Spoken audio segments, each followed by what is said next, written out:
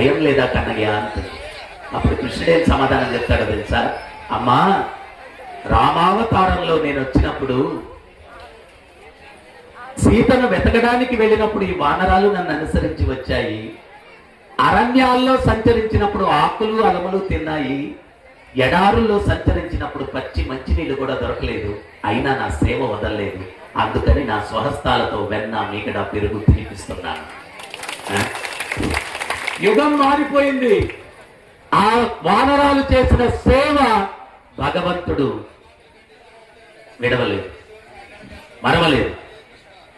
భగవంతుడు ఎంత కరుణామూర్తి అయ్యా అంటే, రామావతారంలో అరణ్యవాసం చేస్తూ ఉంటే పాదాలకు ముళ్ళు గుచ్చుకున్నాయంట రాముల వారికి. లక్ష్మణస్వామి చూశాడు. చూసి, ఈ రోజుల్లో వ్యక్తులకు 99 రోజులు సేవ చేయండి, ఒక్కరోజు వీలు కాకపోతే వీడు పనికిమానుడు అనేస్తాడు. ఒక్కరోజు మీకు వీలు కాకపోతే. భగవంతుడు అట్ట కాదు, ఇంత సేవ కూడా గుర్తు పెట్టుకుంటాడు. లక్ష్మణ స్వామి ఆ ముళ్ళు తీయడానికి ప్రయత్నం చేశాడంట రాముల వారి పాదాలకు. రాముల వారు వద్దన్నారు. రెండో రోజు వద్దన్నారంట. మూడో రోజు 7 రోజులు అయిపోయిందంట.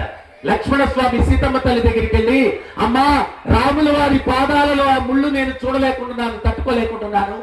మీ అనుగ్రహం ఉంటే మీరు రికమెండ్ చేస్తే ఆ ముళ్ళు తీసే భాగ్యం నాకు కలిగించాలా? ఆయన ఆ ముళ్ళతో నడుస్తూ ఉంటే నేను తట్టుకోలేకుంటున్నాను. అప్పుడు సీతమ్మ తల్లి రామచంద్రుల వారి దగ్గరికి వెళ్ళి, స్వామి, ఆ పాదాల్లో ముళ్ళెందుకు అట్లాగే ఉంచుకున్నారు? లక్ష్మణుడు తీయడానికి ప్రయత్నం చేస్తే అనుమతించట్లేదంట, ఆయనకు అనుమతి ఇవ్వండి, ఆ ముళ్ళు తీస్తాడంట అంటే, అప్పుడు రాముల వారు అన్నారంట, నా పాదాలు ఆశ్రయించిన వ్యక్తిని ఎవరిని కూడా నేను దూరం చేయనని హామీ ఇచ్చాను. అది ముళ్ళైనా మనుషులైనా ఎవరైనా అవి నా పాదాల ఆశ్రయం తీసుకున్నాయి, అందుకని వాటిని నేను దూరం చేయను అన్నాడు. అందుకని వాటిని నేను దూరం చేయను అన్నాడు.